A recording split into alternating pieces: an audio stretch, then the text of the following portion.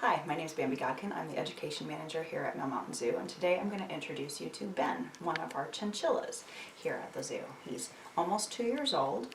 Now, chinchillas are a rodent found in the Andes Mountains. They once ranged through Peru, Bolivia, Chile, and Argentina, but are limited mostly now just to Chile, where they are usually found in burrows and crevices in rocks at high elevations. Now, those high elevations are cold and dry, and chinchillas have adapted to those cold temperatures by having very thick hair, the second thickest hair of any mammal after otters. So chinchillas have 60 hairs per hair follicle. They have been used, because of that nice thick warm hair, for fur trade animals since the Spanish conquistadors visited the Andes in the 1600s. By 1910, they had been trapped to near extinction.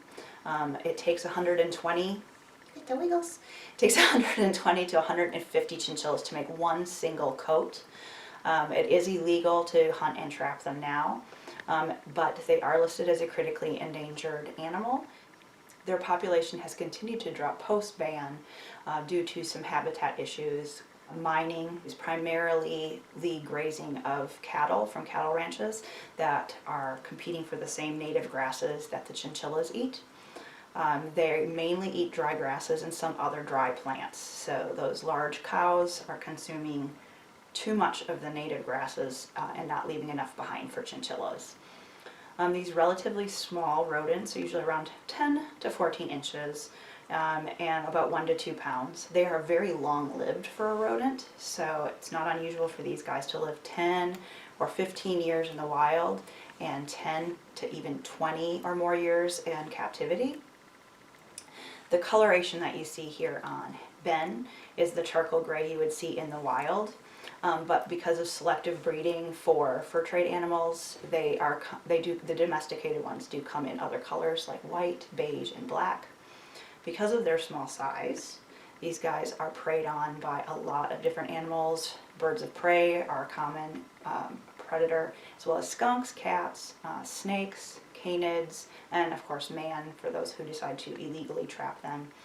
They have some ways to protect themselves, and one is excellent hearing, and you can see that Ben has very large ears. He has very effective hearing to hear things sneaking up on them. If they do hear or see something they're afraid of, they have the ability to jump up to 6 feet high, which is good for getting away from predators. They're also very speedy, and if cornered, they can spray their urine at the animal. It has a lot of ammonia in it, so it doesn't feel very good if it gets in the other animal's face. And they can also do a fur pull, so the fur is meant to pull out very easily if an animal does get a hold of their hair. Now, these guys are pretty popular as pets, and there are some really important things to consider if you want to have chinchillas as pets, and one is heat. These guys can overheat very quickly if the temperature is over 80 degrees, so you want to make sure they're always in a cool room.